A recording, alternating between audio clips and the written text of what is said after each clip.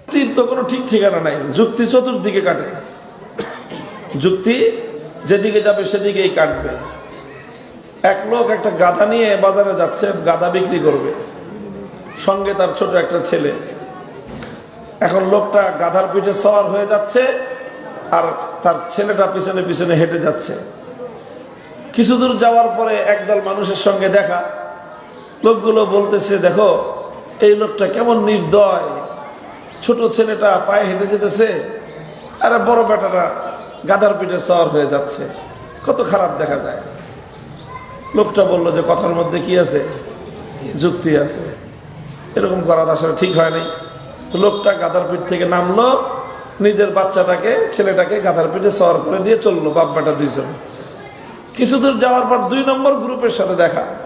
এরা বলে যে দেখো ছেলেটা কত বড় বেয়াদব, বাপে হেঁটে যায় আর পোলা গাধার পিঠে সওয়ার হয়ে যায়, আর বাপটাও নিজের ছেলেকে বেয়াদবি শিখাইতেছে। লোকটা বলল যে কথার মধ্যে যুক্তি আছে। এখন কি করবে, বাপ বেটা দুজন গাধার পিঠে সওয়ার হয়ে বসছে, চলছে এইভাবে। 3 নম্বর গ্রুপের সঙ্গে দেখা। তারপরে দেখো কিরকম পাষণ্ড, ছোট্ট একটা গাধা, অবলা প্রাণী, 2 বাপ বেটা 2জন একসাথে গাধার পিঠে সওয়ার হয়ে বসছে। এই গাধার শক্তি আছে এরকম 2জনকে বহন করা?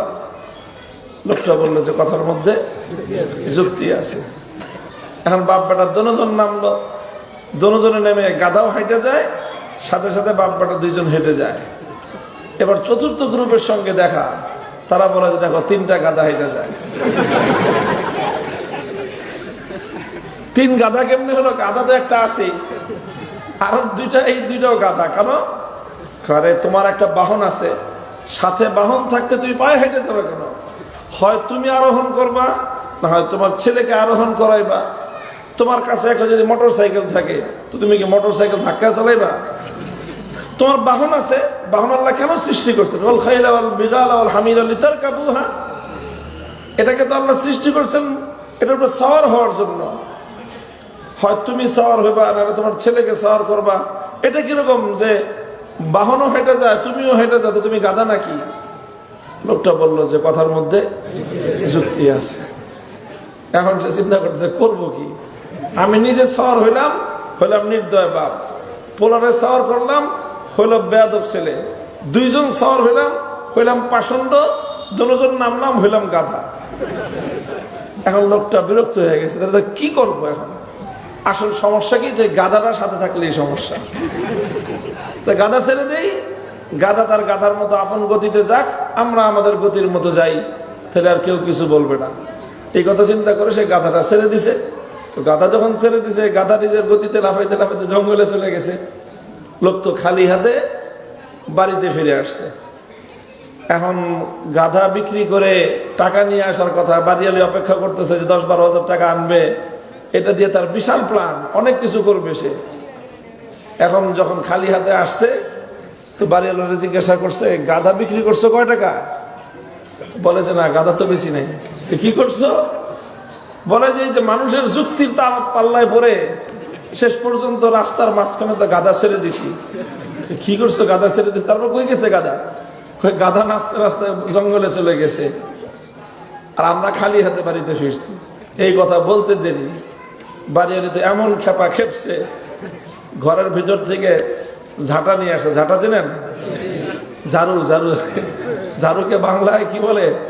ঝাঁটা বলে। এই ঝাঁটা নিয়ে আসছে, বলছে যে যাও গাধা তালাশ করে বিক্রি করে টাকা নিয়ে বাড়িতে আসবা। এর আগে যদি বাড়িতে ঢুকছো তো ঝাঁটার বাড়ি একটা মাটিতে পড়বে না। আসলেই যারা কোরআন হাদিস বাদ দিয়ে যুক্তির পিছনে ছুটতে থাকবে, শেষ বিচারে কপালে ঝাঁটার বাড়ি ছাড়া কিছুই জুটবে না। আসলেই ইসলাম মানুষকে এতটা আত্মবিশ্বাস, এতটা দৃঢ়তা, এতটা কনফিডেন্স কেন দেয়? আমরা এই যে এত আত্মবিশ্বাসের সাথে কথা বলতেছি, কিসের ভিত্তিতে বলতেছি? আমাদের একটা বিশ্বাস এমন আছে যে সারা দুনিয়া ভুল হতে পারে, আমার চোখে দেখা ভুল হতে পারে, আমার হাতের স্পর্শ ভুল হতে পারে, আল্লাহর কোরআন ভুল হতে পারে না। আমাদের বিশ্বাস হলো সারা দুনিয়ার মানুষ ভুল বলতে পারে, আমার নবী ভুল বলতে পারেন না। এই যে আমাদের আত্মবিশ্বাসের জায়গাটা এত মজবুত, এত মজবুত, এত মজবুত যে দুনিয়াতে কোনো জাতির কাছে এই মজবুতি নাই। এই জন্য পৃথিবীর সব ধর্মের বক্তব্য পরিবর্তন হয়েছে, সব ধর্মের মতবাদ পরিবর্তন হয়, সব ধর্মের ধর্ম বিশ্বাস পরিবর্তন হয়, একমাত্র অপরিবর্তিত অবিকৃত ধর্মের নাম ইসলাম। কারণ